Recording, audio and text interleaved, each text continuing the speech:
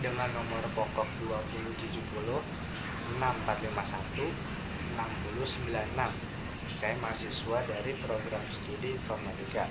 Saya akan menjawab beberapa pertanyaan dari mata kuliah pengantar teknologi dan informasi. Untuk pertanyaan yang pertama, apakah tujuan dibuatnya sistem informasi? Tujuan dibuatnya sistem informasi adalah untuk menghasilkan informasi. Sistem informasi adalah data yang diolah menjadi bentuk yang berguna bagi para pemakainya. Data yang diolah saja tidak cukup dapat dikatakan sebagai sebuah informasi, karena ada beberapa pilar agar data tersebut dapat disebut sebagai informasi. Yang pertama ada relevan, yang kedua ada tepat waktu, dan yang ketiga adalah akurat. Kalau misalkan tidak ada tiga pilar itu, data tidak dapat disebut sebagai informasi. Terus nomor 2, skema dasar komputer terdiri dari 3 unit komponen, yaitu input, proses, dan output. Seperti apa sih skema dasar dari komputer tersebut, dan jelaskan masing-masing apa yang ada pada unit tersebut. Jawabannya yang pertama itu ada input device.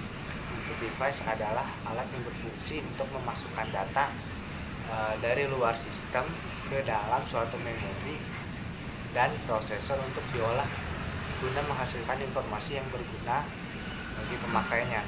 Contoh perangkatnya yaitu keyboard, mouse, scanner, joystick, touchpad, kamera, dan masih banyak lagi yang lainnya. Terus yang kedua ada process device. Process device yaitu alat yang berfungsi mengolah data ke dalam komputer setelah mengalami proses input. Jadi setelah diinput diproses dulu. Proses itu ada beberapa perangkat, yaitu ada CPU, ada ALU atau arithmetic, ada motherboard, ada prosesor, ada ROM, ada RAM, ada cache memory, dan lain-lain. Terus yang ketiga ada output device, yaitu alat yang berfungsi untuk mengeluarkan data yang berbentuk informasi yang dibutuhkan.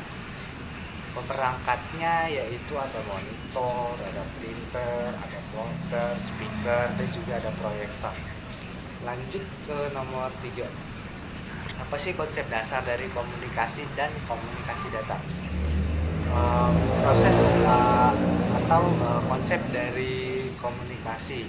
Komunikasi itu berasal dari kata communicare, yaitu menyampaikan, common kesamaan, dan community paguyuban.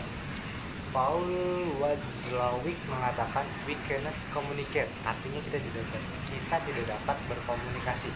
Secara umum, komunikasi diartikan sebagai suatu penyampaian pesan dari komunikator kepada komunikan yang pada akhirnya akan menghasilkan sebuah feedback atau timbal balik. Lanjutnya ada komunikasi data. Komunikasi data yaitu pengiriman data menggunakan transmisi elektronik dari terminal ke terminal lain. Alurnya yaitu dari terminal ke modem, dari modem langsung ke komputer, dan juga sebaliknya dari komputer ke modem, dari modem langsung ke terminal. Jadi kira-kira seperti itulah skemanya. Terus lanjut ke nomor 4. Nomor 4, apa manfaat dan kelebihan dari DBMS dibandingkan dengan penyimpanan dalam bentuk file yang lain? DBMS itu memiliki beberapa kelebihan. Yang pertama itu ada performa. Performa yang didapat dari penyimpanan dalam bentuk database manajemen sistem cukup besar. Sangat jauh berbeda dengan performance data yang disimpan dalam bentuk flat file.